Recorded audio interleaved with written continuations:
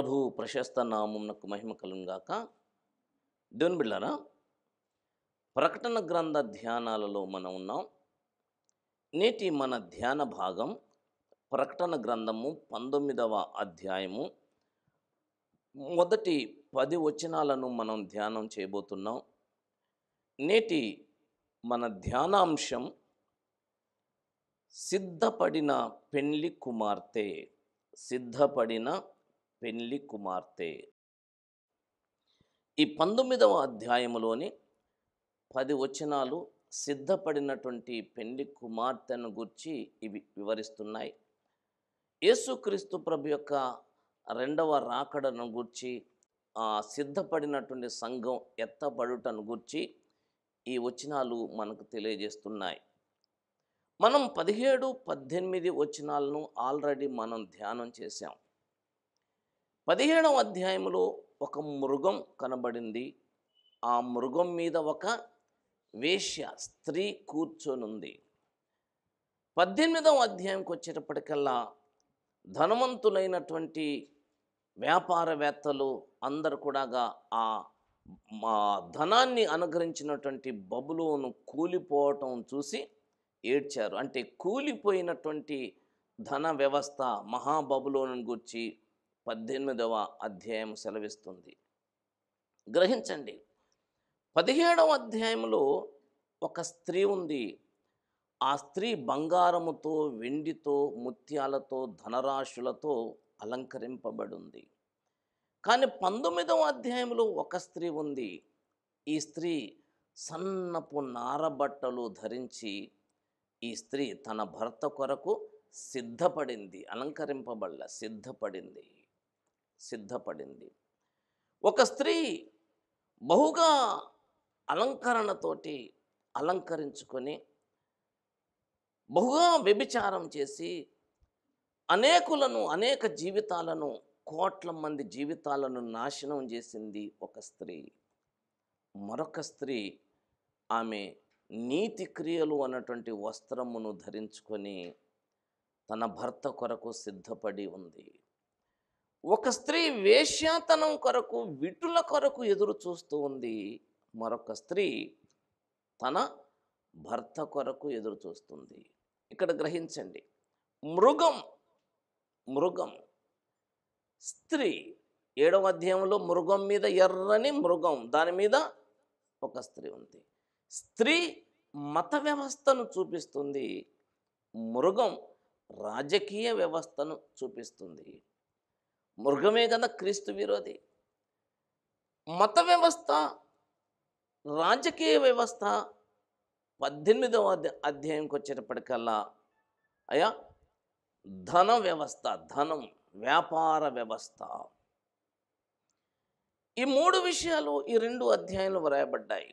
ఒకటి మతం, రెండోది రాజకీయం, మూడోది వ్యాపారం లేదా ధనం.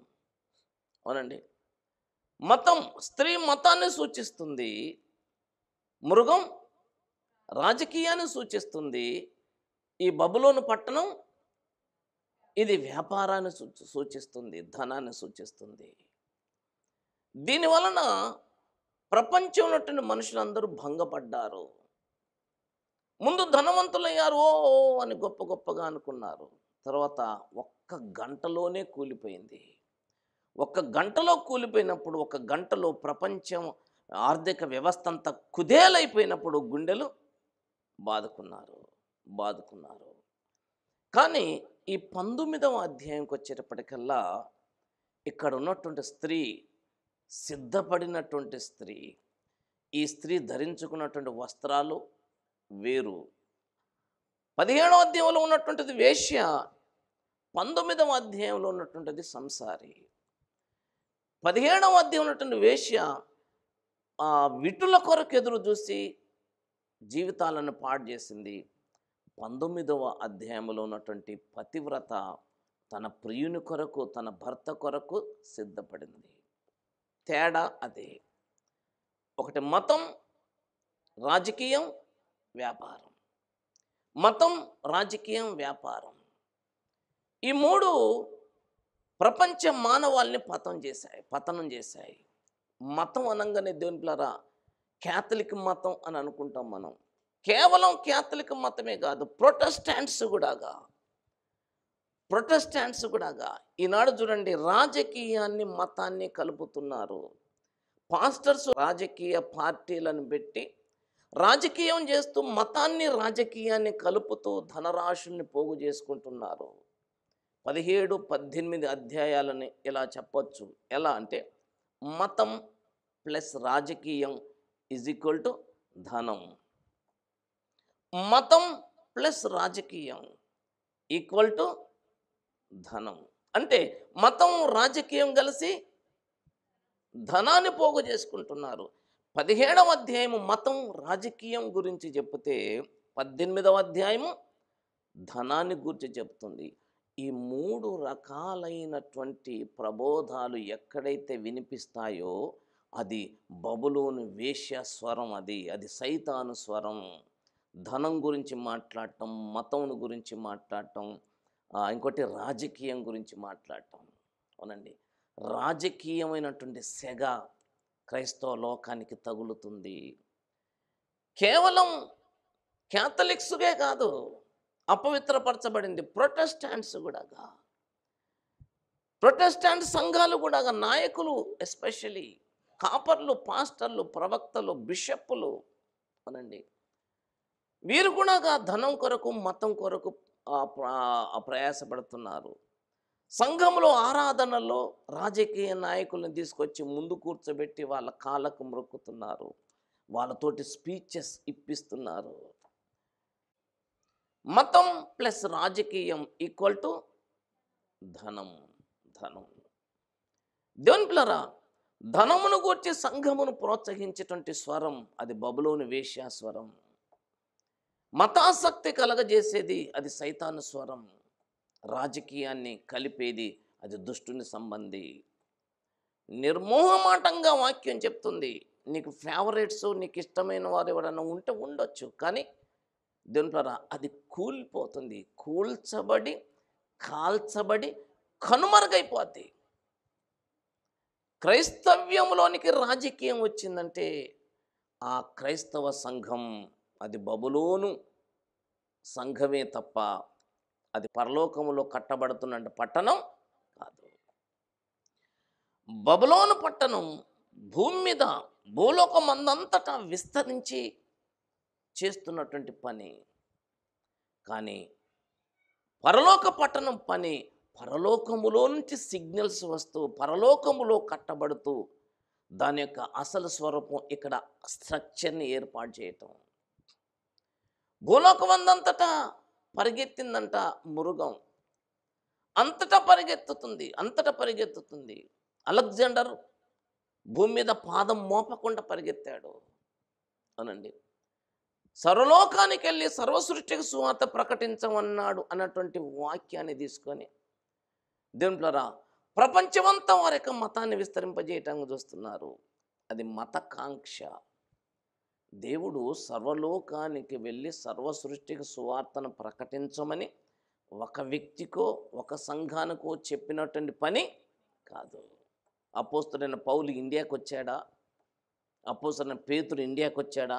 మరి సర్వలోకానికి వెళ్ళాలి కదా, పేతురు ఎందుకు వెళ్ళలేదు? యోహాను ఎందుకు వెళ్ళలేదు? యాకోబు ఎందుకు వెళ్ళలేదు? ఒక తోమాని ఎందుకు వచ్చాడు అంటే అందరూ అలా విస్తరించి చెయ్యండి అని అర్థం. అంతేగాని మొత్తం మాదే, మొత్తం మేమే విస్తరింపజేస్తాం, అది బబులోని వేశ్యాతనం.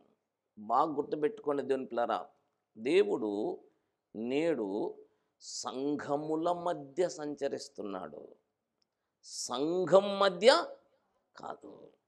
ఈనాడు సంఘాలను నిర్మిస్తున్నాడు దేవుడు. సంఘాలు సంఘము యొక్క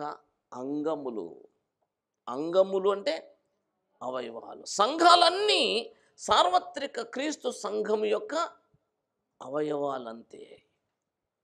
అంతేగాని ఎఫ్జేసీసే సంపూర్ణమైనటువంటి పెళ్లి కుమార్తె కాదు. సంపూర్ణమైన పెళ్లి కుమార్తెలో ఎఫ్జేసీసీ ఒక అవయవం అంతే, ఒక అవయవం. స్ముర్ణ, ఫిలదెల్ఫియా, ఎఫెసు, పెర్గము, తుయతైరా, సార్దీసు, లవదికయ ఎన్ని సంఘాలు ఉన్నాయి. కొరింథీ, ఆ, ఎఫెసు, అయ్యా, కొలసి, ఈ సంఘాలన్నీ ఉన్నాయి. ఒక్కొక్క పట్టణంలో అనేక సంఘాలు ఉన్నాయి. ఇన్ని సంఘాల మధ్య ఆయన సంచరిస్తూనే ఉంటాడు. ఈ సంఘాలన్నీ ఏంటంటే సార్వత్రిక క్రీస్తు అనేటువంటి శిరస్సుకి అంటు కట్టబడినటువంటి అంగాలు. కాబట్టి దేవుని పిల్లరా, మొత్తం విస్తరింపజేసి మతాన్ని, రాజకీయాన్ని, ధనాన్ని కలిపేటువంటిది అది సైతాను యొక్క ప్రేరణ వలన కలిగేటువంటిది. వారు క్యాథలిక్సే కావచ్చు, ప్రొటెస్టెంట్సే కావచ్చు, వారు సిఎస్ఐ కావచ్చు, హెబ్రోన్ కావచ్చు, లూథరన్స్ కావచ్చు, ఎఫ్జేసిసి కావచ్చు, ఎవరైనా కావచ్చు.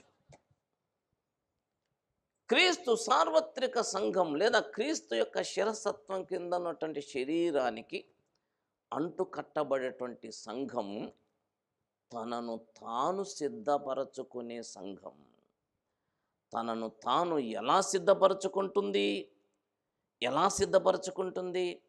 తన భర్త కొరకు తనను తాను ఎలా సిద్ధపరచుకుంటుంది అంటే నీతి క్రియలతో సిద్ధపరచుకుంటుంది. 19వ అధ్యాయము మొదటి 10 వచనాల యొక్క నేటి అంశం ఏం చెప్పాను మీకు? సిద్ధపడిన పెండ్లి కుమార్తె. సిద్ధపడిన పెండ్లి కుమార్తె. సిద్ధపడిన పెండ్లి కుమార్తెను గురించి చెప్పటానికి ముందు నేను బబులోను గురించి చెప్పాను.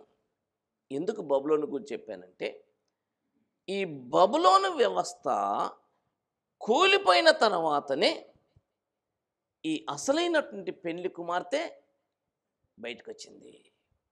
అదే ఈ 19వ అధ్యాయం చెప్పేది. 19వ అధ్యాయంలో మనకు కనపడుతున్నటువంటి ఒక క్రొత్త పదం, క్రొత్త నిబంధనలో ఎక్కడ లేని పదం, కేవలం ప్రకటన 19వ అధ్యాయములో మాత్రమే ఉన్న పదం. ఏం పదం అంటే హల్లెలూయా. హల్లెలూయా అన్నటువంటి పదం మత్తయి సువార్త మొదలుకొని యూదా పత్రిక వరకు ఎక్కడ మనకి కనిపించదు. పాత నిబంధనలో కీర్తనలలో కనబడుతుంది.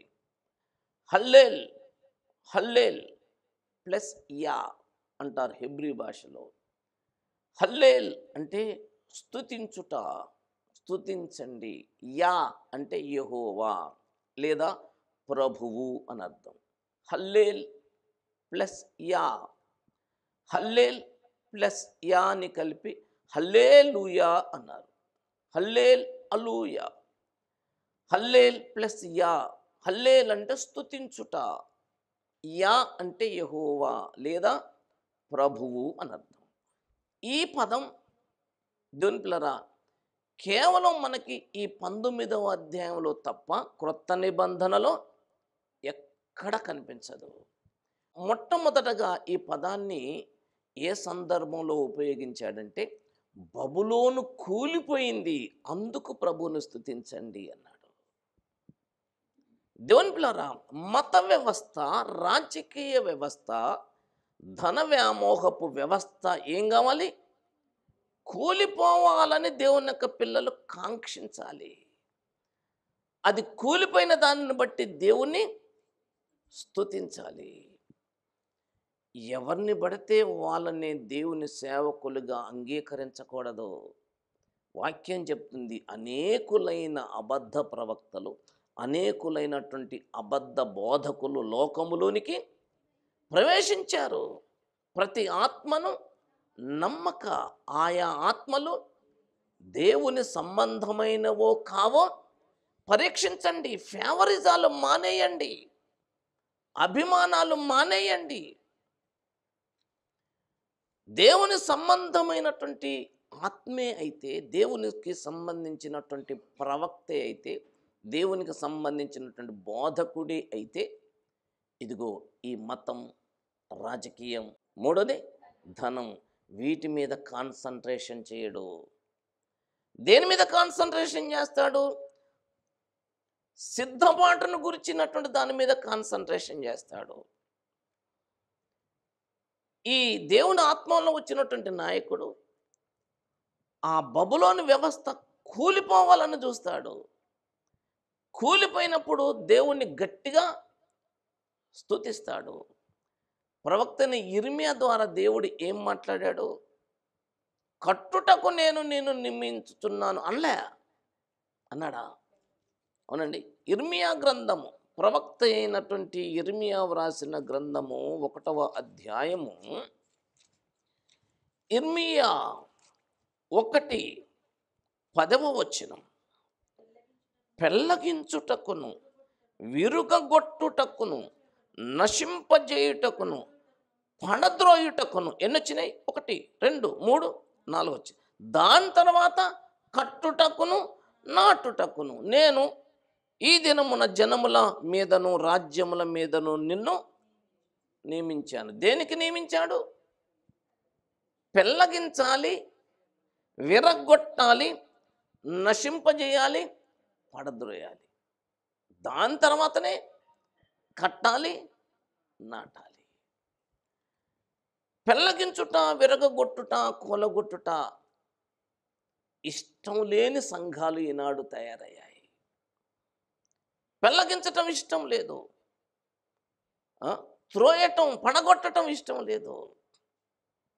దేవుని పిల్లరా, ఇదంతా కూల్చబడుతుంది, కాల్చబడుతుంది, కనుమరుగైపోతుంది. ఇది కూల్చబడాలని, కాల్చబడాలని, కనుమరుగైపోవాలని కోరుకోవాలి. అది కూల్చబడినప్పుడు ఏం చేస్తాం? హల్లెలూయా అంటాం. ఇక్కడ మొట్టమొదటగా 19వ అధ్యాయం 1వ వచనంలో, అటు తర్వాత బహుజనుల శబ్దము వంటి గొప్ప స్వరము పరలోకమందు ఈలాగు చెప్పగా వింటిని. పరలోకంలో ఎప్పుడు పడితే అప్పుడు, ఎట్లా పడితే అట్లా హల్లెలూయా హల్లెలూయా హల్లెలూయా అనరు. వాళ్ళు సందర్భమును బట్టి హల్లెలూయా అంటారు. ఏమన్నారట అక్కడ వాళ్ళు? గొప్ప స్వరం వినబడ్డదట. ఏమని? ప్రభువును స్తుతించుడి. అక్కడ 2 నంబర్ ఇచ్చాడు. నంబర్ ఇచ్చి కింద ఏం చెప్పాడు? అయ్యా హల్లెలూయా అని ఇచ్చాడు. ఇంగ్లీషులో హల్లెలూయా అంటాం, తెలుగులో హల్లెలూయా అంటాం. హల్లెలూయా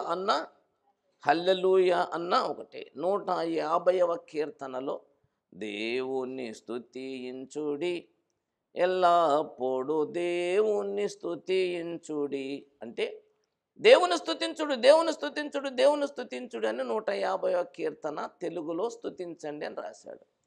ఇంగ్లీష్లో చూస్తే హల్లెలూయా హల్లెలూయా హల్లెలూయా అనుకుంటూ రాసుకుంటూ వచ్చాడు. ఇక్కడ పరలోకములో ఉన్నటువంటి వాసులు సందర్భమును బట్టి ఏమంటున్నారు? హల్లెలూయా అంటున్నారు. ఎందుకు హల్లెలూయా చెప్తున్నారు? రక్షణ, మహిమ, ప్రభావములు మన దేవునికే చెల్లును. ఆయన తీర్పులు సత్యములను న్యాయములునై ఉన్నవి. తన వ్యభిచారముతో భూలోకమును చెరిపిన గొప్ప వేశ్యకు ఆయన తీర్పు తీర్చి తన దాసుల రక్తమును బట్టి దానికి ప్రతిదండన చేసెను. That is why you say the hallelujah. అందుకు హల్లెలూయా. దేవుడు దాన్ని ఏం చేశాడు? కూల్చేశాడు, తీర్పు తీర్చాడు, ప్రతిదండన చేశాడు. అవునండి, ప్రతిదండన చేశాడు. మీరు ఎప్పుడు ఈ 17, 18 అధ్యాయాలు మర్చిపోవద్దు. మతం, రాజకీయం, ధనం. మతంలో ఏముంది? అశ్లీలత ఉంది, అబద్ధాలు ఉన్నాయి, వ్యభిచారాలు ఉన్నాయి. అవునండి, మతంలో గొప్పతనం ఉంది. రాజకీయంలో అబద్ధాలు ఉన్నాయి. రాజకీయం అంతా కూడా అయ్యా ఘోరంతో నిండిపోయింది. ఎందుకు వీళ్ళు వీటిని కాంక్షిస్తున్నారంటే ధనాన్ని సంపాదించుకోవటానికి, పోగు చేయటానికి. అంతకుముందు ఇది లోకంలో ఉండేది, ఇప్పుడు నెమ్మదిగా దేవుని సంఘంలోకి వచ్చేసింది. సంఘాలన్నీ వీటితోటే నిండిపోయాయి. ఒక ఎమ్మెల్యే చర్చికి వస్తే గొప్ప. అవునండి, నేను ఒకసారి వాక్యం చెప్తున్నాను. వాక్యం చెప్తుంటే ఎమ్మెల్యే గారు వచ్చారు. ఎమ్మెల్యే గారు రావడంతో వెనకాల ఉన్న వాళ్ళు జై కొడుతూనే ఉన్నారు గట్టిగా. చప్పుడా పోయి కూర్చున్నాను. జయకొడతాను. వాక్యం ఏమైపోయింది? వాక్యమునకు విలువ లేదు, ప్రభువుకి విలువ లేదు. అవునండి. ఈ ఎమ్మెల్యేలు, ఈ ఎంపీలు, ఈ మినిస్టర్లు వాళ్ళ టెంపుల్కి వెళ్ళినప్పుడు సరాసరి విగ్రహం దగ్గర పోతారా? ఆ మొత్త దగ్గర పోయి ఇట్లుంటారు అంతే. అక్కడున్న పూజారి ఏం చేస్తాడు? ఆ శటగోపురం తీసుకొచ్చి నెత్తి మీద పెడతాడు. కనీసం ఇంగితం ఈ పాస్టర్లకైనా ఉండాలిగా. సరాసరి ముందుకొచ్చేసి మైకి తీసుకొని ఇక వాళ్ళే కింద ఉన్న వాళ్ళు జైలు కొట్టడం, చప్పెళ్ళు కొట్టడం, రాజకీయం వచ్చేసింది. అది కూలిపోవాలని అసలైనటువంటి వాడు కాంక్షిస్తాడు. ఆయన వచ్చేసి, రాజకీయ నాయకుడు వచ్చేసి హల్లెలూయా అంటాడు. మరి వాడు కూడా హల్లెలూయా అంటమే. కూర్చున్న వాళ్ళు అబ్బా హల్లెలూయా అన్నాడండి ఆయన అని వీళ్ళు సంబరపడిపోవటం. మరి వీడికి ఎంత కితకితలు అవుతున్నాయో. మెట్టుకి దింపులరా, రాజకీయం, మతం, ధనం కలిసినటువంటిది దేవుని యొక్క సంఘం కాదు. అది కూలిపోయినప్పుడు మొట్టమొదటిసారిగా కొత్త నిబంధనలో ఇక్కడ ప్రభువుని స్తుతించండి, ఎందుకంటే అది కూలిపోయింది. దేవుడు దానికి ఏం చేశాడు? ప్రతిదండన చేశాడు. 3వ వచనంలో అంటాడు, రెండవసారి అంటే ఒకటవసారి పరలోకంలో వినబడింది, రెండవసారి ప్రభువును స్తుతించుడి అనేది. ఆ పట్టణపు పొగ యుగ యుగములు లేచుచున్నది. పట్టణపు పొగ అంటే ఏంటండి? పట్టణం అంటే అక్కడెవరు? పట్టణపు అంటే వ్యభిచారపు సంఘం. దాని పొగ లేవటం అంటే ఏంటిది? ఏం చెప్పాడు మనకి? 14వ అధ్యాయంలో చెప్పాడు. 14వ అధ్యాయం 11వ వచనంలో ఏమన్నాడు? వారి బాధ సంబంధమైన పొగ. బాధ సంబంధమైన పొగ. ఇక్కడ 3వ వచనంలో ఏం చెప్పండి? ఇక్కడ 19:3లో ఆ పట్టణపు పొగ యుగ యుగములు పైకి లేస్తుంది. ఇక్కడ 14-11లో ఏమన్నాడు? బాధ సంబంధమైన పొగ. అంటే పొగ అంటే ఏంటిది? పొగ అంటే బాధ. బాధ. ఆ పట్టణపు పొగ అంటే ఏంటిది? ఆ పట్టణమునకు చెందినటువంటి వారు ఎవడైతే మతాసక్తి కలిగి ఉంటాడో, రాజకీయ ఆసక్తి కలిగి ఉంటాడో, ధనాసక్తి కలిగి ఉంటాడో, వాడు యుగ యుగములు బాధించబడతాడు. యుగ యుగములు బాధించబడతాడు. దేవుని పిల్లారా, సీరియస్గా ఆలోచించండి. దేవుని యొక్క వాక్యము నిరర్ధకము కానేరదు. మొదటిసారి అన్నాడు హల్లెలూయా అని, ఎందుకంటే అది కూలిపోయింది, కాల్చబడిందని. మళ్ళీ రెండోసారి అంటున్నాడు, ఎందుకంటే దాని బాధ సంబంధమైన పొగ యుగ యుగాలు లేస్తుంది. అంటే అది బాధపడాలని కోరుతున్నారా, లేకపోతే సంతోషపడాలని కోరుతున్నారా? బాధపడాలనే కోరుతున్నారు. 4వ వచనంకి వస్తే, అప్పుడు 24 పెద్దలు 4 జీవులంట సాగిలపడేమంటున్నారు? ఆమేన్ అంటే ఏంటిది? ఆమేన్ అంటే ఎలాగూ, అలాగే అంటే ఎలాగూ. ఆమేన్ అంటే దాని బాధ సంబంధమైన పొగ యుగ యుగాలు లేవలసిందే, అది కూల్చబడాల్సిందే, కాలిపోవాల్సిందే. ఎందుకంటే అది మహావేశ్య. భూజనులు, భూప్రజలు, భూరాజులు, స్త్రీలు, పురుషులు అందరూ దానితో వ్యభిచారం చేశారు. అది ఘోరమైన మత వ్యవస్థ, ఘోరమైన రాజకీయ వ్యవస్థ, ఘోరమైనటువంటి ధన వ్యవస్థ. అందుకనే ఈ పెద్దలు వీళ్ళందరూ అంటారు ఆమేన్, అది అట్టనే కావాలా అని. మళ్ళీ 3వసారి ప్రభువును స్తుతించండి అని సింహాసనాసీనుడగు దేవునికి నమస్కారం చేశారు. మరియు వాళ్ళు అంటున్నారు, మన దేవుని దాసులారా, ఆయనకు భయపడవారులారా, కొద్దివారేమి గొప్పవారేమి, మీరందరూ ఆయన స్తుతించండి. ఇది హెచ్చరిక. మేమే కాదు, మీరు కూడా స్తుతించండి. ఇది 3వసారి శబ్దం. అవునండి. 6వ వచనం, అప్పుడు గొప్ప జన సమూహపు శబ్దమును, విస్తారమైన జలముల శబ్దమును, బలమైన ఉరుముల శబ్దమును పోలిన ఒక స్వరం, సర్వాధికారియు ప్రభువునగు మన దేవుడు ఏలుచున్నాడు గనక ఆయనను స్తుతించండి. ఎన్నోసారి ఇది? 5వసారి. ఇది 5వసారి. 3 సార్లు అది కూలిపోయినందుకు, కాల్చబడినందుకు బాధను బట్టి స్తుతించండి అన్నాడు. 4వసారి ఏం చెప్పాడంటే, కొద్దివారేమి గొప్పవారేమి, మీరందరూ సింహాసనాసీనుడైన దేవుని గురించి స్తుతి చేయండి అన్నాడు. ఇక 5వసారి గొప్ప జన సమూహపు శబ్దం, విస్తారమైన జలముల శబ్దం, ఉరుముల శబ్దం. ఉం? మన దేవుడు ఏలుచున్నాడు గనుక ఆయనను స్తుతించండి, ఏలుతున్నాడు స్తుతించండి అని 6-7 వచనాలు విస్తారంగా రాశాడు. స్తుతించండి అని చెప్పి ఏమంటున్నాడు? గొర్రెపిల్ల వివాహోత్సవ సమయము ఇదిగో ఇప్పుడు వచ్చింది. ఇప్పుడు నాకు చెప్పండి, గొర్రెపిల్ల వివాహము బబులోను మతం కూలిపోయిన తర్వాతనా, కూలక ముందేనా? అంతేనా? బబులోను మతం కూలిపోవాలి. గత 40 సంవత్సరాల నుంచి అదే చెప్తున్నాను నేను. కానీ బబులోను మతం కూలిపోకముందే వివాహం అంటున్నారు. మహాశ్రమలకు ముందే వివాహం అని కొందరంటే, మహాశ్రమల మధ్యలో వివాహం అని కొందరు అంటున్నారు. శ్రమలకు ముందు సంఘం ఎత్తబడుతుంది అంటానికి వాళ్ళు కొన్ని ఆధారాలు చూపెడతారు. దొంగ వాళ్ళే వస్తారు అన్నాడు కదా, ఎప్పుడు వస్తాడో తెలియదు అన్నాడు కదా, కొన్ని చూపెడతారు వాళ్ళు. అవును, అలా అనుకోవటానికి కొన్ని అవకాశాలు ఉన్నాయి. ఎప్పుడు? శ్రమలకి ముందే అంటానికి. కానీ శ్రమల మధ్యనే అంటానికి ఒక్క ఆధారం లేదు అసలు. గొర్రెపిల్ల వివాహోత్సవము, వివాహము ఎప్పుడంటే మహాబాబేలు, మహాబబులోను కూలిపోవాలి, పతనం కావాలి, కూలిపోవాలి, అది లేకుండా పోవాలి. పరలోకంలో సంతోషం కలగాలి, భూలోకములో సంతోషం కలగాలి. ఇక్కడ ఏమన్నాడంటే, గొర్రెపిల్ల వివాహోత్సవ సమయము వచ్చినది. తర్వాత ఆయన భార్య తన్ను తాను సిద్ధపరచుకున్నది, తన్ను తాను సిద్ధపరచుకుంది. ఇంకా కిందికి వద్దాం. ఎలా? గనుక సంతోషపడి ఉత్సహించి ఆయనను మహిమపరచేద్దామని చెప్పగా వింటిని.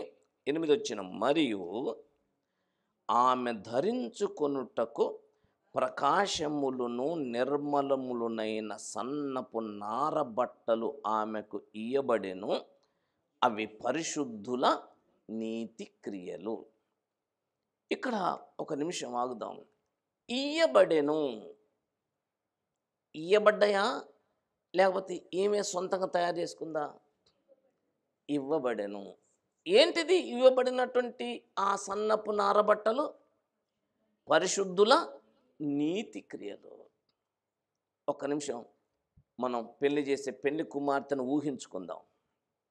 ఒక పెళ్లి కుమార్తె ముసుగేసుకొని వేలేసుకొని అలా వస్తుందనుకోండి. లోపల ఎన్ని బట్టలు వేసుకుంటుంది? పైన కనబడేటువంటి ఆ ఒక్క ముసుకేనా? ఇంకా లోపల ఇంకా వస్త్రాలు ఉంటాయా? ఉంటాయా ఉండవా? పరలోకపు పెళ్లి కుమార్తె సంఘం కూడా ఒక్కటే బట్ట వేసుకోదు, ఒక్కటే వేసుకొని రాదు. ఇక్కడ ఏమన్నాడు? ఆమె ధరించుకొనుటకు ప్రకాశములను నిర్మలములునైన సన్నపు నార బట్ట, ఆమెకు వీయబడిన నార బట్టలు. ఏంటి ఆ నార బట్టలు? పరిశుద్ధుల నీతి క్రియలు. అంటే నువ్వు ఎన్ని నీతి క్రియలు చేస్తావో అన్ని వస్త్రాలను వేసుకుంటావు. అవన్నీ కూడా సన్నవే గనక నీకు మోపుగా బరువు కావు. అవి సన్నవే గనక అవి వేసుకున్న కొలది ఆత్మ సంబంధమైన అలంకరణ, ఆత్మ సంబంధమైన అందం. సఖీ, ఒక్క చూపుతో నన్ను ఆకర్షించితివి అంటాడు. ఆ ముసుగులో నుంచి కన్నులు గువ్వ కన్నుల్లాగా కనబడ్డాయి అంటాడు. ముగ్ధుడైపోయాడు ప్రియుడు. నన్ను వశం చేసుకున్నావు అన్నాడు. యేసుక్రీస్తు ప్రభు అంతటి వాణ్ణి, అంటే అర్థం కావటం చెప్తున్నాను, అట్లా కాదు కానీ కొంగుకి కట్టుకునే అంత బలం ఉన్నది ఎవరికి? సంఘానికి ఉంది. వశం అయిపోతాడు అంతే. ఎట్లయిపోతాడు? సన్నపు నారబట్టలు, సన్నపు నారబట్టలు ఆమెకు ఇయ్యబడ్డాయి. ఇయ్యబడినటువంటి నారబట్టలు అనగా ఇయ్యబడినటువంటి నీతి క్రియలు. ఎఫెసీయులకు రాసిన పత్రిక 2వ అధ్యాయము, ఎఫెసీయులకు రాసిన పత్రిక 2వ అధ్యాయము 10వ వచనం ఏమంటుందంటే, మరియు వాటి యందు మనము నడుచుకొనవలెనని దేవుడు ముందుగా సిద్ధపరచిన సత్క్రియలు. ఎవరు సిద్ధపరిచిన సత్క్రియలు? దేవుడు ముందుగా సిద్ధపరచిన సత్క్రియలు చేయుటకై మనము క్రీస్తు యేసునందు సృష్టింపబడిన వారమై ఆయన చేసిన పని అయి ఉన్నాము. మళ్ళీ గ్రహించండి, మనము వాటి యందు నడుచుకొనవలెనని దేవుడు ముందుగా సిద్ధపరచిన సత్క్రియలు చేయుటకై. నువ్వు ఏ సత్క్రియలు చేయాలి? దేవుడు ముందుగా నీ కొరకు ఏవి సిద్ధపరిచాడో ఆ సత్క్రియలే చేయాలి. ఇక్కడ 19వ అధ్యాయం 8వ వచనంలో ఏమన్నాడు? సన్నపు నారబట్టలు ఆమెకు ఇయ్యబడ్డాయి. ఇయ్యబడినవి వేసుకున్నదా, లేకపోతే తనకు తానే కొన్ని వేరేటి తెచ్చేసుకుందా? అవేంటిది? ఇయ్యబడిన బట్టలేంటి? పరిశుద్ధుల నీతి క్రియలు. అంటే నువ్వు చేసే నీతి క్రియ ఏది పడితే అది చేస్తే అంగీకృతం కాదు. దేవుడు నీ కొరకు నువ్వు చేయటానికి ముందుగా ఏమి సిద్ధపరిచాడో అది చేయాలి. నా మాట అర్థమైందండి? ప్రసంగం చేయటం తప్ప ఒప్ప? ఎట్లా ఒప్పు? ఎట్లా ఒప్పు? ప్రసంగం చేయటం తప్ప, ప్రవచనం చెప్పటం తప్ప, భాష మాట్లాడటం తప్ప? అది ఎప్పుడు తప్పు అవుతుందంటే ఆ వరం నీకు ఇయ్యబడినప్పుడు నువ్వు చేస్తే. ప్రభువా, మేము ప్రవచించలేదా? ప్రవచించలేదా అంటే ప్రవచించారు. మేము దయ్యములను వెళ్ళగొట్టలేదా అంటే ఏం చేశారు? వెళ్ళగొట్టారు. కానీ అక్కడ ప్రభు అన్నాడు, నా తండ్రి చిత్త ప్రకారం చేయలే మీరు. నా తండ్రి చిత్త ప్రకారం చేయలేదు. నన్ను దేవుడు సేవకు పిలవలేదు, నన్ను నియమించలేదు, నాకు కృపావరం ఇయ్యలేదు, సామర్థ్యం ఇయ్యలేదు. కానీ నేను మాత్రం ఈ సంఘానికి పాస్టర్ని, నా భార్య పాస్టర్ అమ్మ, మా ఇద్దరికి 2 కుర్చీలు, మీరందరూ వచ్చేసి మా కాళ్ళకు దండం పెట్టాలి, నేను సువార్త చెప్తాను, మీరు వింటారు. ఆడికి పోయినాక అంటాడు, నిన్నెవడు పాస్టర్గా నియమించాడు రా అంటాడు ఆయన. నిన్నెవడు నియమించాడు? నిన్ను పాస్టర్గా నియమించింది ఎవడు? నిన్ను ప్రవక్తగా నియమించింది ఎవడు? నేను ఇయ్యలేదే. మత్తయి సువార్త 22వ అధ్యాయం చూస్తాం మనం. మత్తయి సువార్త 22వ అధ్యాయంలో పెళ్లి విందుకు వచ్చి ఒకడు కూర్చున్నాడు. కూర్చున్నటువంటి వాడికి ఏం లేదు, పెళ్లి వస్త్రం లేదు. ఉందా? నువ్వు ఎట్లొచ్చావు ఇక్కడికి? గేటు దగ్గర అందరికి ఏం చేసినావు? పెళ్లి వస్త్రాలు ఇచ్చినావా లేదా? ఇచ్చినాం కదా, మరి నీదేది? వాడేమన్నాడు? ఎందుకు మౌనంగా ఉన్నాడు? వాడు అనుకున్నాడు, నేను సేవ చేసినా, నేను పాట పాడినా, నేను వాయిద్యం వాయించిన అనుకున్నాడు. కానీ లోపలికి వచ్చేటప్పటికల్లా సిగ్గిపోయింది. వానికి డ్రెస్ లేదా అనుకుంటాను. వాడు టై కట్టుకుండేమో, కోట్ వేసుకున్నాడేమో, షూ వేసుకుండేమో. టిక్ టాక్న 10వ తరగతి కనీసం పాసు కానోడు టైలు కట్టుకొని, షూలు వేసుకొని, కోట్ వేసుకుంటున్నారు. ఏబిసిడీలు వరుసగా జడ్డు వరకు చెప్పటం రానోడు గ్లోరీ, ఫాదర్, డాడీ అంటున్నారు. సీరియస్గా ఆలోచించండి. చెల్తదంటారా? చెల్తదా? పలానైనా టిండేల్, ఆ టిండేలు ఉండడు, గుండెలు ఉండు, ఎవడికి తెలియదు. ఆయన ఏం చెప్పాడు తెలుసా అంటాడు. ఏం పౌలు ఇలా చెప్పాడని చెప్పరా? చాలదా? చాలదా? పేతురు ఇలా చెప్పాడని చెప్పరాదు? లేకపోతే నీ దగ్గర నీకు పరిచయం అయినటువంటి భక్సింగయ్య గారు ఇలా చెప్పారని చెప్పరాదు? అరే, ఘోరమైనటువంటి అపవిత్రమైనటువంటి అబద్ధ బోధలు వచ్చేదే పాశ్చాత్య దేశంలో నుంచి. పాశ్చాత్య దేశంలో నుంచి బ్రిటిష్ వాళ్ళు ఈ ఇండియాకు వచ్చి క్రైస్తవ్యం వృద్ధి కాకుండా చేశారు. అదే బ్రిటిష్ వాళ్ళు ఈ దేశానికి రాకపోతే ఈ దేశంలో వేరొక మతం ఉండేది కాదు, అంత క్రిస్టియానిటీ ఉండేది. మిషనరీస్ని అడ్డుపడి సువార్త ప్రబలకుండా చేశారు బ్రిటిష్ వాళ్ళు. బ్రిటిష్ వాళ్ళకు ఒత్తాసు పలుకుతారు. ఇంగ్లాండ్ నుంచి ఇండియాకి భయంకరమైనటువంటి అబద్ధ బోధలు వచ్చాయి. ఇంగ్లీషు మతం అంటే సంకలు కొడుతున్నారు. ఇంగ్లీష్ వాడు కోట్ వేసుకొని ఇంగ్లీష్ వాడు యొక్క షూ వేసుకుంటే వీడు పాస్టరు. వీడికి చదవచ్చా? దేవుడు నీకిచ్చినటువంటి తలాంతేదో అది చేయాలి. ఆర్ఆర్కే మూర్తి గారు చెప్పారు, అయ్య గారు, నేను స్వయంగా ఆయన సభలో ఉండి విన్నాను. క్రీస్తు న్యాయపీఠం ఎదురుకు పోయిన తర్వాత ఒకడంట 100 గొర్రెలను పట్టుకొని వచ్చినట్టు, 100 మంది విశ్వాసుల్ని గ్రంథాలు తెరిచి చూసి ప్రభు అన్నాడట, అరే నేను నీకు 10 ఇచ్చాను కదరా, ఈ 90 ఎక్కడికి రా అని అడిగాడట. అంటే ఆయన ఉదాహరణ చెప్తున్నాడు, నేను నీకు ఎన్ని ఇచ్చాను? 10 ఇచ్చాను కదా, నీకు ఈ 90 ఎక్కడి, మిగతా ఎక్స్ట్రా ఎక్కడి నుంచి వచ్చాయి? ప్రభువా నేను కష్టపడ్డాను. అంతలో కూడా వచ్చినాడు, ప్రభువా నువ్వు నాకు 100 ఇస్తే 10 మిగిలినాయి ప్రభువా, ఈ 90 వీడు దొంగిలించాడు ప్రభువా. దేవుని పిల్లరా, నీకు ఇయ్యనటువంటిది, నీకు సంబంధం లేనటువంటిది నువ్వు చేస్తున్నావు. ఉజ్జ అనేటువంటి వాడు ఏం తప్పు చేశాడు? ఉజ్జ అనేటువంటి వాడిని దేవుడు ఎందుకు మొత్తాడు? అయ్యా, ఉజ్జ అనేటోడు చచ్చిపోయింది కదా, మందసం పడిపోయిందా? ఎందుకు పల్లా? దేవుడు తన మందసంలో తాను కాపాడుకుంటాడు. అసలు దేవునికి కోపం అసలే రెచ్చిపోతాడు. ఏంటిది? నేను ఏం చెప్పాను? మందసాన్ని ఏం చేయాలి? లేవీలు భుజాల మీద మోసుకుంటూ రావాలి. అంత ఒళ్ళు బద్ధకమా? దేవుని పిల్లలకి అంత సుకుమారమా? బండి మీద తీసుకొని ఏం దండతో మోయలేరా? దేవుని యొక్క కోపం రగిలింది. విధానం, పద్ధతి, నియామకం.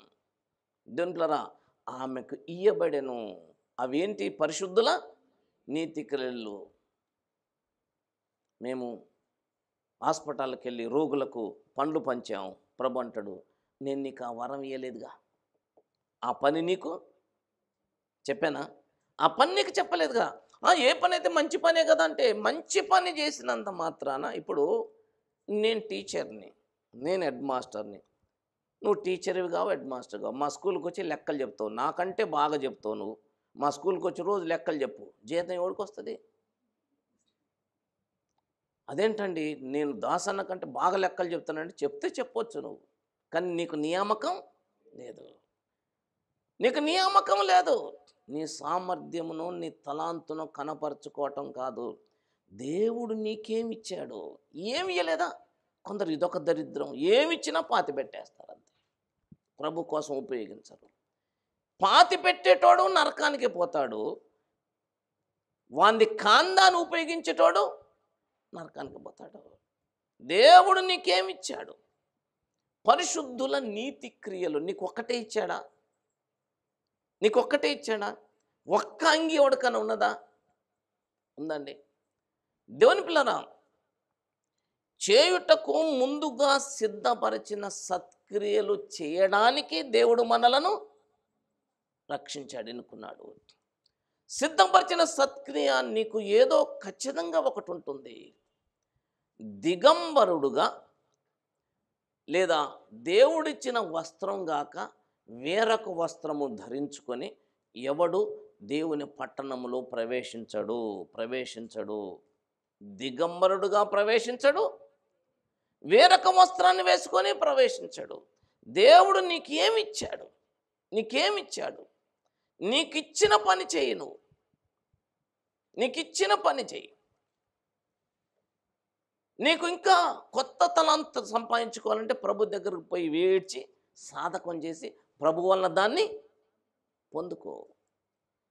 మీ మనసుతో ఆలోచించండి. ఈనాడు మనకి సార్వత్రిక సంఘంలో కనపడే పాస్టర్లందరూ నిజంగా వారందరూ దేవుని ఆత్మ వల్ల నియమించబడిన వారే అనిపిస్తుందా? నీకు అనిపిస్తుందా? నేను చేతులెత్తి చెప్తున్నాను, పాస్టర్స్ మీటింగులు అక్కడక్కడ, దయచేసి మీరు ఈ వృత్తిని మానేసి సంఘంలో వెనకాల వెళ్ళి కూర్చోండి. లేకపోతే మీకు కఠినమైన తీర్పు. దయచేసి నా మాటనండి, దీన్ని వదిలిపెట్టండి అంటే అవును నిజమే అంటున్నాడు, కానీ ఒక్కడు వదలట్లేదు. వాడికి ఇయ్యబడనటువంటి దానిని చేస్తున్నారు. దేవుని పిల్లరా, సిద్ధపరచుకున్నదావిడ ఎలా సిద్ధపరచుకున్నదంటే, ఆయన ఏమిచ్చాడో దానిని వేసుకొని సిద్ధపడింది. 17వ అధ్యాయంలో వేశ్య ఉన్నది. ఆ వేశ్య ఏం చేసింది? 17వ అధ్యాయం ప్రకటన గ్రంథంలో అది అలంకరించబడింది. 4వ వచనం చూడండి. ఆ స్త్రీ ధూమ్ర రక్త వర్ణములు గల వస్త్రము ధరించుకొని బంగారముతో రత్నాలతో ముత్యాలతో అలంకరింపబడినదై ఏహ్యమైన కార్యములతోనూ తాను చేయుచున్న వ్యభిచార సంబంధమైన అపవిత్ర కార్యములతోనూ నిండిన ఒక సువర్ణ పాత్రను తన చేత పట్టుకొనుంది. దాని నొసట మీద ఉంది మర్మం, వేశ్యలకు ఏకమైన వాటికి తల్లి అయిన మహాబబులోను పరిశుద్ధుల రక్తం చేత, హతసాక్షుల రక్తం చేత అది మూర్ఛిల్లుంది. 4వ వచనంలో ఏమండండి? అలంకరింపబడినదై, అది అలంకరణకు తావిచ్చింది. కానీ ఇక్కడ ఉన్నటువంటి ఈ పెళ్లి కుమార్తె అలంకరణకు తావీయలేదు. దేవుడు ఇచ్చినటువంటి వస్త్రాలను ధరించుకొని వివాహానికి సిద్ధపడింది. మనందరికీ తెలుసు ఎస్తేరు దగ్గరికి పోదాం. ఎస్తేరుతో పాటు అనేక మంది కన్యకలు వచ్చారా? ఏం సెలక్షన్ జరుగుతుంది? రాణి సెలక్షన్, స్వయంవరం. రాణి సెలక్షన్ జరుగుతుంది. రాణిగా ఎవరిని నియమిస్తాం? 6 నెలలు 1 సెంటుతో స్నానం చేస్తుంది ఒక అమ్మాయి, మరొక 6 నెలలు ఇంకొక సెంటుతో స్నానం చేస్తుంది. సెంటుతో స్నానం. మనం దేంతోటి? మనం మురికి నీళ్ళతో స్నానం చేస్తాం మనం. కానీ ఆ అమ్మాయిలు సెంటుతో స్నానం చేస్తున్నారు, అలంకరించుకుంటున్నారు, వయ్యారంగా రాజు ముందుకొచ్చి ఈ సిన్నెలు చేస్తున్నారు. రాజుగారు ఇలా చూసి కాముకుంటాడు అంతే. కానీ బీద అమ్మాయి, ఒక అమ్మాయి వచ్చింది. ఎస్తేరు గ్రంథం 2వ అధ్యాయము 15వ వచనం. మొర్దెకై తన కుమార్తెగా స్వీకరించుకొనిన తన పినతండ్రి అయిన అబీహాయిలు కుమార్తెయగు ఎస్తేరు రాజు నొద్దకు వెళ్ళుటకు వంతు వచ్చినప్పుడు స్త్రీలను కాయు రాజు యొక్క షండుడైన హేగే నిర్ణయించిన అలంకారము గాక, మళ్ళీ చెప్పండి ఏముంది? హేగే నిర్ణయించిన అలంకారము గాక ఆమె మరి ఏమీ కోరలేదు. ఏమి కోరలేదు. ఎస్తేరును చూచిన వారందరికీ ఆమె యందు దయ పుట్టింది, రాజుకి దయ పుట్టింది. 17వ వచనంలో స్త్రీలందరికంటే రాజు ఎస్తేరును ప్రేమించెను, కన్యకలందరికంటే ఆమె అతని వలన, అబ్బా ఆ మాటను అండర్లైన్ చేసుకోండి, దయాదాక్షిణ్యములు పొందెను. నీవు దయాదాక్షిణ్యాలు పొందుతావా, లేకపోతే మోహంతో ఆకర్షిస్తావా? ఏమేం చేసిందంటే హేగే నిర్ణయించిన అలంకారము గాక మరేం కోరలేదు. మనం ఏం కోరుతున్నాం? ఆయన ఇచ్చిన నీతి క్రియలు చేయటానికి, ముందుగా సిద్ధపరిచిన ఆ సత్క్రియలు చేయటానికి మనం రక్షించబడ్డామా, లేకపోతే ఏదైతే మంచి పని కదా అని చేస్తున్నామా? అవును, అసలు నీకేమి సత్క్రియలు ఇచ్చాడు? నీకేం కృపావరాలు ఇచ్చాడు? రోమపత్రిక 12వ అధ్యాయం చదవండి, కొరింథీ మొదటి పత్రిక 12వ అధ్యాయం చదవండి, ఎఫెసీ పత్రిక 4వ అధ్యాయం అనుకుంటాను, అక్కడ కొన్ని వచ్చి అక్కడ చదవండి. ఏమేమి ఇచ్చాడు నీకు? ఏం కృపావరం ఏమి ఇవ్వలేదా నీకు? ఇచ్చినటువంటి దాన్ని కొందరు పాతి పెడుతున్నారు, ఇయ్యని దాన్ని తీసుకొచ్చి కొందరు తగిలించుకుంటున్నారు. అమెన్ అంటాడు. అసలు అమెన్ అంటే ఏంటో వాళ్ళకి తెలియదు.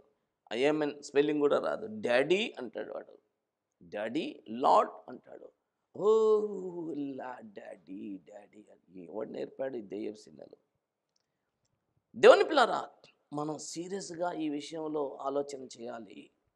దేవుడు మనకు అనుగ్రహించినటువంటి సత్క్రియలతోటి మనలను మనము అలంకరించుకోవాలి, సిద్ధపడాలి. ఇక్కడ అంటాడు 19వ అధ్యాయం 7వ వచనంలో, ఆయన భార్య తన్ను తాను సిద్ధపరచుకొని ఉన్నది. దయచేసి ఆలకించండి. మనం అంత్యకాలంలో ఉన్నాం. మీ పాస్టర్ గారో, లేకపోతే మీ ఫేవరెట్ పాస్టర్ గారో, లేకపోతే ఇంకా హైదరాబాద్ నుంచో ఇంగ్లాండ్ నుంచి వచ్చే పాస్టర్ గారో నిన్ను అలంకరిస్తాడని నువ్వు కోరుకోకు. యూదా ఖరాఖండిగా ప్రవచించాడు, చెప్పాడు. ఏమన్నాడు? మనము విశ్వసించు అతి పరిశుద్ధమైన దాని మీద మిమ్మల్ని మీరే కట్టుకోవాలి. నీ విషయంలో నీదే రెస్పాన్సిబిలిటీ. పాస్టర్ గారి మీదనో ఎవరి మీదనో పెడితే కుదరదు. పాస్టర్ గారు తీర్పు పొందుతాడు, శిక్షించబడతాడు, నో డౌట్ ఎట్ ఆల్. కానీ ఆ పాస్టర్ గారు చెప్పిండయ్యా అంటే కుదరదు. విశ్వసించి అతి పరిశుద్ధమైన వాక్యం మీద మిమ్మల్ని మీరు కట్టుకోమని నేను చెప్పలేదా? ఆమె తనను తాను సిద్ధపరచుకున్నది. సిద్ధపాటుకి అలంకరణకి తేడా ఉంది. అలంకరణ ఆకర్షించటం కొరకు, సిద్ధపాటు కార్యం కొరకు. పిల్లలు బడికి పోయేటప్పుడు సిద్ధపడతారు. ఏం వేసుకొని? యూనిఫామ్ వేసుకుంటారు. అదెందుకు? ఒక కార్యం, అంటే బడికి పోవటానికి. పోలీసు వారు ఒక డ్రెస్ ధరిస్తారు. ఎందుకు ధరిస్తారు? అలంకారం కోసం కాదు. ఈ సిద్ధపాటునే దేవుడు అలంకారంగా చూస్తున్నాడు, అలంకరింపబడినట్టుగా చూస్తున్నాడు దేవుడు. అంతే. ఈ ప్రకటన 21వ అధ్యాయంలో ఏమన్నాడంటే, 21వ అధ్యాయం 2వ వచనాన్ని అర్థం చేసుకోవటానికి ప్రయత్నం చేయండి. ఇక్కడ ఏమన్నంటే, నేను నూతనమైన యెరూషలేము అను ఆ పరిశుద్ధ పట్టణము తన భర్త కొరకు అలంకరింపబడిన పెళ్లి కుమార్తె వలె సిద్ధపడింది. ఎట్లా సిద్ధపడింది? సిద్ధపడిందా? లేకపోతే ఎవరైనా ఆమె మీద ఫోర్స్ పెట్టారా? అలంకరింపబడిన పెళ్లి కుమార్తె లాగా సిద్ధపరచుకుందా ఆవిడ. అవునండి. సెల్ఫ్ ప్రిపరేషన్ అనా, లేకపోతే ఇంకోటి మీద ఆధారపడ్డదా? తనకు తానే ప్రిపేర్ అయిపోయింది.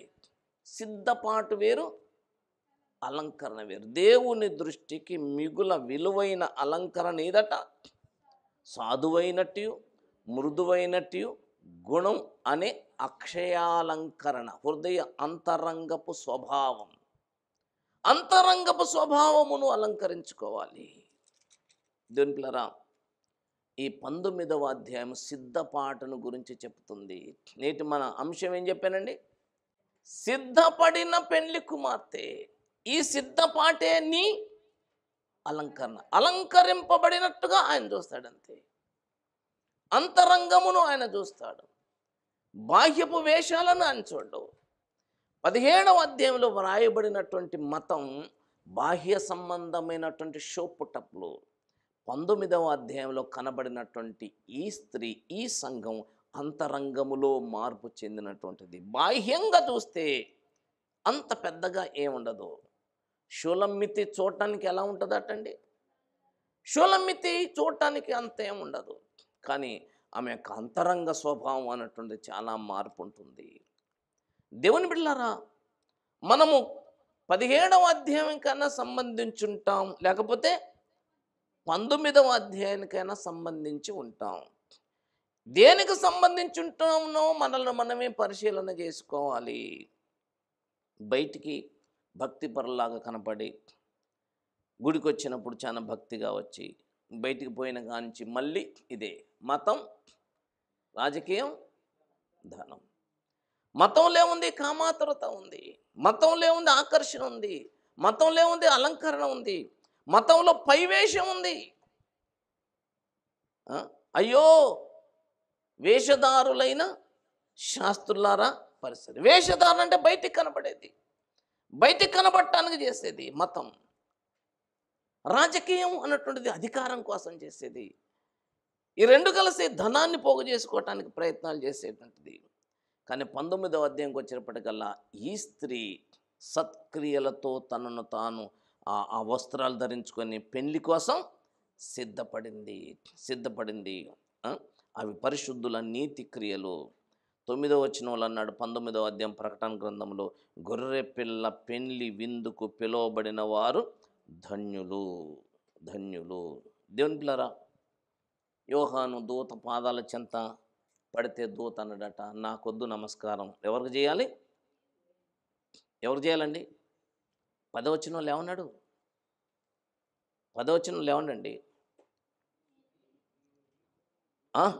అందుకు నేను అతనికి నమస్కారము చేయుటకై అతని పాదముల ఎదుట సాగిలపడగా అతడు, వద్దు సుమీ, నేను నీతోనూ యేసుని గూర్చిన సాక్ష్యము చెప్పు నీ సహోదరులతోనూ సహదాసుడను, దేవునికే నమస్కారము చేయుము.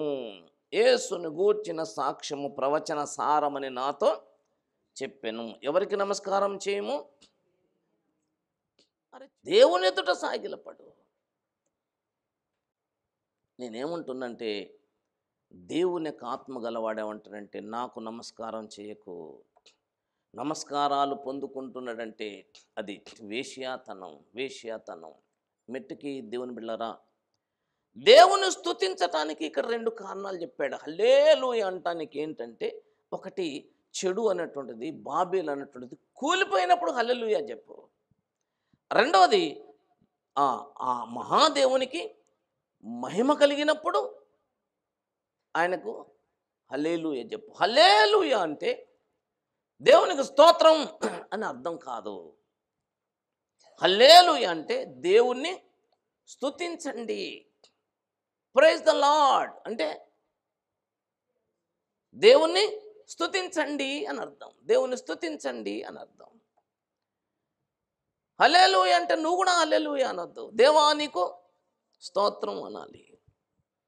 హల్లెలూయా అంటే హల్లెలూయా, హల్లెలూయా అంటే హల్లెలూయా. ఎందుకంటే ఇక్కడ గొప్ప స్వరముతో అన్నారు కదా అంటే, అందరు కలిసి ఏమంటారు? దేవుని స్తుతించండి, దేవుని మనం స్తుతించాలి అంటంతో లాస్ట్కి పదం వచ్చింది, ఆమేన్ అన్నారు. అన్నారా? ఆమేన్ అంటే దేవా నీకు స్తోత్రం, అలాగే అని అర్థం. ఎప్పుడు స్తుతించారా అంటే, ఒకటి అది కూలిపోయినప్పుడు, రెండోది ఇది కట్టబడినప్పుడు. దేవునికి ఏమొచ్చింది? మహిమ వచ్చింది. ఈ 2 కారణాలతో మనం దేవుణ్ణి స్తుతిస్తూ ఉండాలి. దేవుని పిల్లరా, ఈ హల్లెలూయా అనే పదం మత్తయిలో లేదు, మార్కులో లేదు, అలా 26 పుస్తకాలలో ఎక్కడా లేదు. ఎక్కడుంది? లాస్ట్కి ప్రకటన గ్రంథం ప్రారంభంలో కూడా లేదు. ఎక్కడుందయ్యా అంటే, ప్రకటన గ్రంథం చివరి అధ్యాయాలకు వచ్చిన తర్వాత కనబడ్డది. అంతేగాని మొదలుపెట్టిన కాంచి హల్లెలూయాతోటే మొదలుపెట్టిన కాంచి హల్లెలూయాతోటే మొదలు. ఒక అవివేకం, ఒక అజ్ఞానం, అవివేకం. ఏంటంటే కీర్తన గ్రంథంలో ఉన్నదండి, కీర్తన గ్రంథంలో ఉన్నది.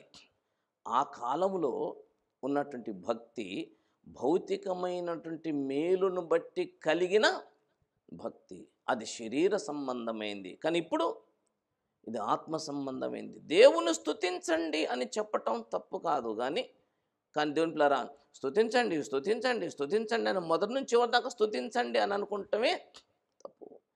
ఆరాధన చేద్దాం అందరం లేచి నిలబడి అన్నప్పుడు, ఆరాధన కీర్తన పాడదాం అన్నప్పుడు, కూడి కొని ఉన్నాము సంఘ ప్రభు, కూడి కొని ఉన్నాము. 18వ పాట ఆంధ్ర క్రైస్తవ కీర్తనలో ఆ పైన చూడండి, దైవస్తుతి అని ఉంటుంది. అంతేనా? కూడి కొని ఉన్నాము సంఘ ప్రభు, కొట్టు అంటారా? ఇప్పుడు కూడి కొని ఉన్నాము అంటే అది ఆరాధన కాదా? శరీరమును ఉద్రేకపరుచుకునేది అది బయలు యొక్క ఆత్మ. అది శరీరమును ఉద్రేకపరచుకోవటం. తీవ్రంగా ఆలోచించండి. భూమి మీద 2 సంఘాలు కట్టబడుతున్నాయి. ఒకటి భూమి మీద కట్టబడే సంఘంలో బబులోను వేశ్యా సంఘం ఒకటి, రెండోది పరలోకపు యెరూషలేము పతివ్రత సంఘం ఒకటి. ఈ 2 సంఘాలలో మనం ఖచ్చితంగా ఏదో ఒక సంఘములో సభ్యులమై ఉంటాము. మనము అంటే ఎవరు? క్రైస్తవులు, క్రైస్తవేతరులు. వాక్యం చెప్తుంది భూరాజులు, ధనికులు, గొప్పవారు, భూ ప్రజలందరూ అన్నాడు. మేము క్రిస్టియన్ మతంలో లేవండి, అన్య మతంలోడు కూడా ఈ బబులోను మతంలోనే ఉంటాడు. పరలోకపు యెరూషలేములో ఉండేవాడు ఎవరంటే దేవుడు ముందుగా సిద్ధపరిచిన సత్క్రియలు చేయుట యందు ఆసక్తి కలిగినటువంటి వాడే పరలోకపు యెరూషలేము. వాడు వేరేది కోరుకోడు. దేవుడు ఏమిస్తాడో అదే కోరుకుంటాడు. దేవుడు 1, 2, 3 ఇయ్యడు, ఎన్నో ఇస్తాడు నీకు.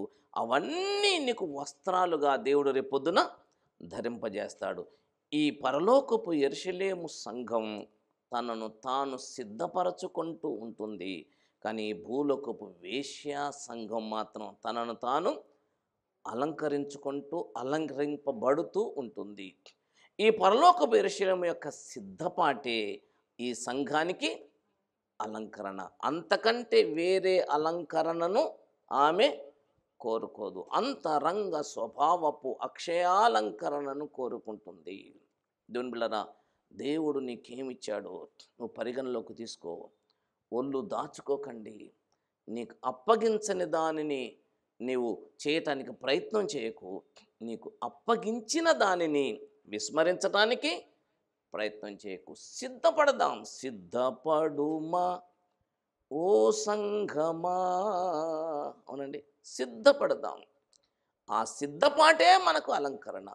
ఈ 19వ అధ్యాయం మొదటి 10 వచనాలు ఏం చెప్తుందంటే సంఘం సిద్ధపాటు. సంఘం వివాహానికి, తర్వాత వివాహపు విందుకి సిద్ధపాటు. 10వ వచనం చివర్లో రాశాడు, యేసును గూర్చిన సాక్ష్యం ప్రవచన సారం. ప్రవచన సారం ఎవరు చెప్పారు? దూత చెప్పాడు.